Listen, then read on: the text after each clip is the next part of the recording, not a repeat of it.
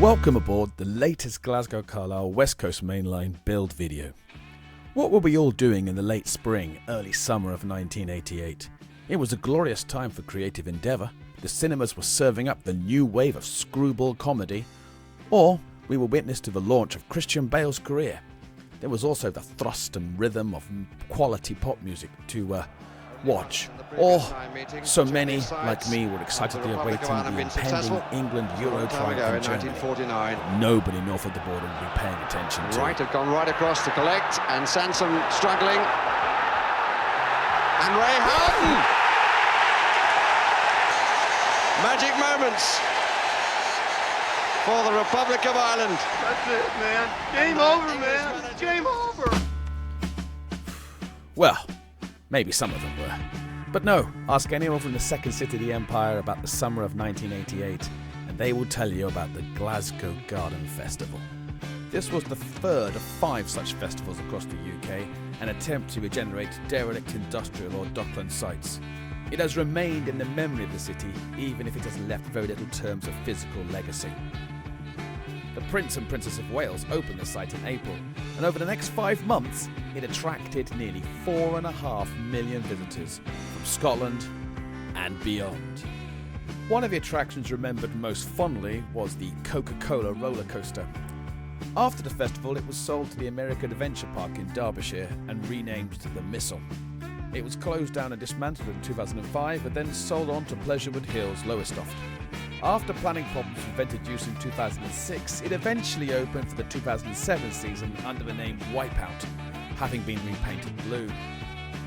Considering the Glasgow Festival site is not really a part of the layout which would be seen up close by passing trains, I could be quite relaxed in not having to use assets to construct a working roller coaster, just something that could pass from a distance, which is a relief because the combo roller coaster asset here tends to disappear at a distance.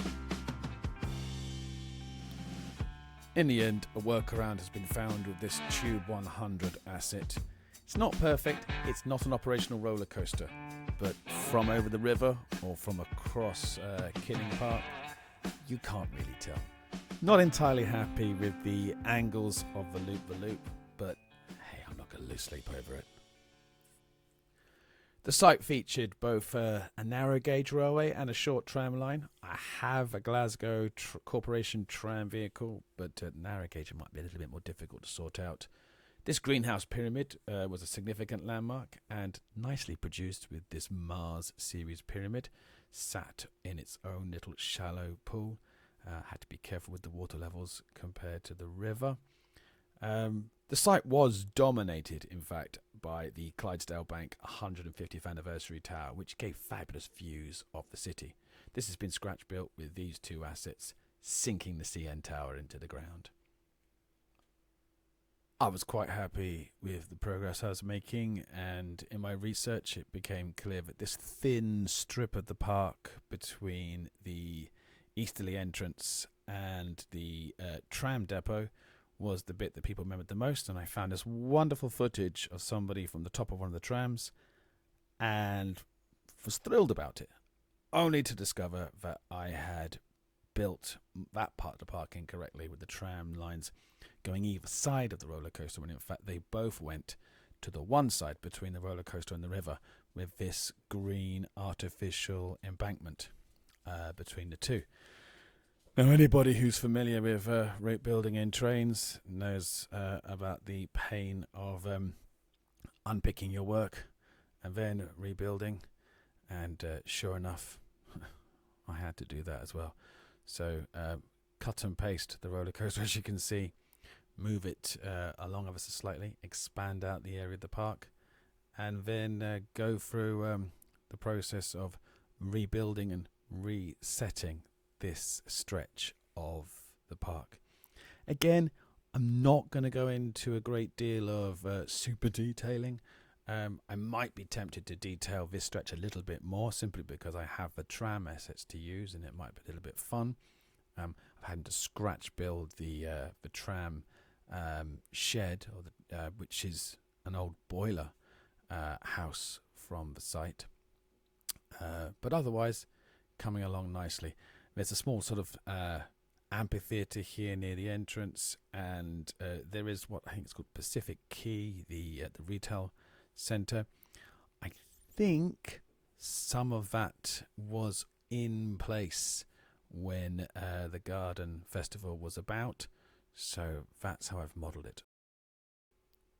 So there are some fabulous aerial photos to help me develop out the site, but I now want to have a look to the north of the Clyde and the Clydeside Expressway and the site of the SECC.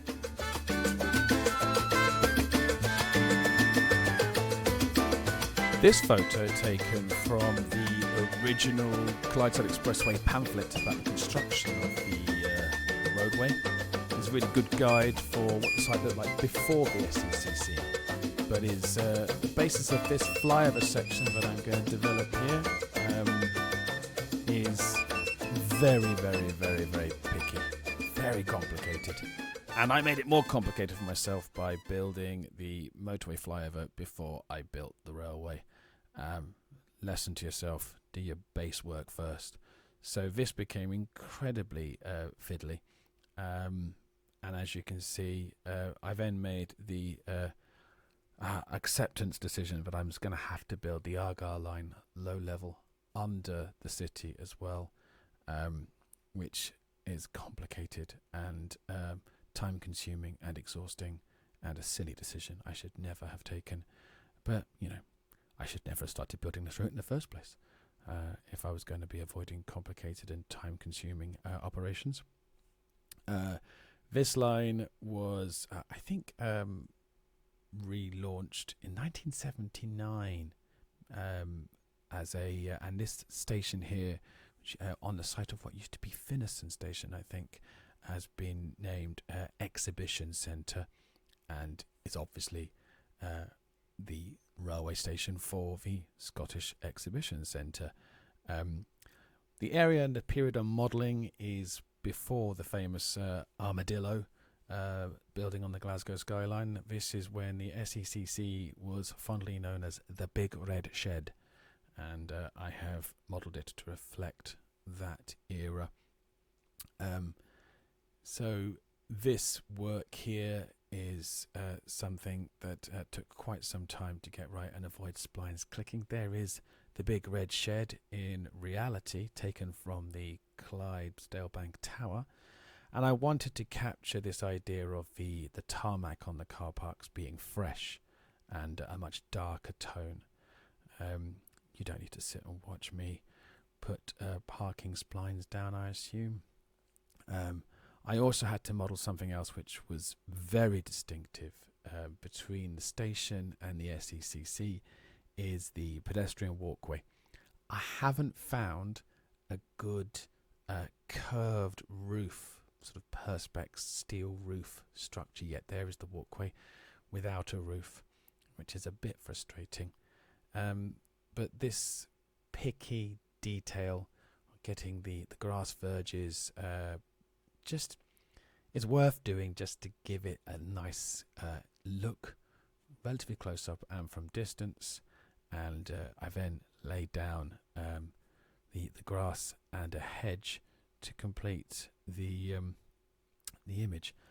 I'm going to do a little bit more detailing on this section, but not very much. It's just enough because the railway line passes the other side of the expressway.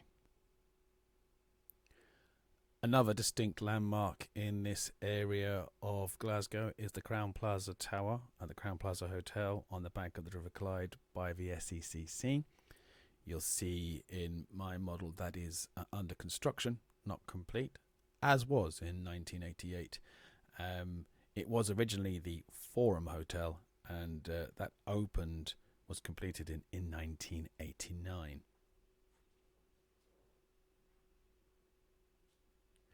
So there's really only 2 more sections for us to look at on this video. this is what's happening now. It's the just finishing off of the first pass of detailing for the Finnieston overpass of the Clydeside Expressway. This is literally this goes over Finnieston Road and the railway. It's quite a complicated little bit of urban kit bashing, and I'm just putting a little bit more detail into it simply because trains stop alongside this underpass, so details are a little bit more obvious to the eye, and it's a bit of a well-known location in this area of Glasgow. But I'm quite pleased with the design. It looks okay. It looks not bad at all. That's before we've done any major detailing. This last section is the one that's caused the most complications and heartache. After making the rod for my own back decision to actually model the Argyle line and the underground lines in the centre of Glasgow, I have then faced exactly what real world problems are, which is excavation, building under existing structures. So a lot of work here in changing layers. I have put track down in an underground layer and then replaced it into the root layer, and then built around like that. It is a foolish way to go about things, and I would recommend to anybody that if you're going to build underground lines, do them first. It makes life so much easier.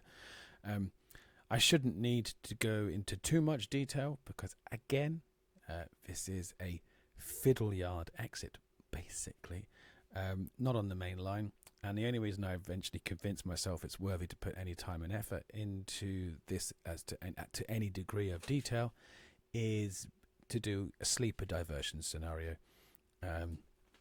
Really, that's it.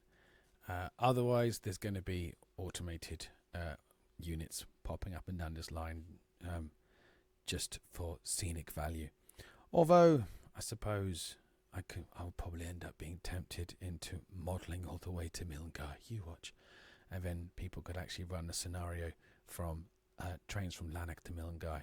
And then, why not go to Helensburgh? Because you can do then Lanark to Helensburgh. Then why not do the West Highland Railway line? Madness. It will never end. But this video is coming to an end now. Something that I want you to look out for. I've put together a playlist of some of the resources I used to get some great 1988 footage of the Glasgow Garden Festival. There's a playlist available at the end of the video, and some footage of Anderston and Exhibition Centre Station in action. Okay, well, thank you very much for travelling with us. Enjoy your onward journey, and until next time, cheery bye.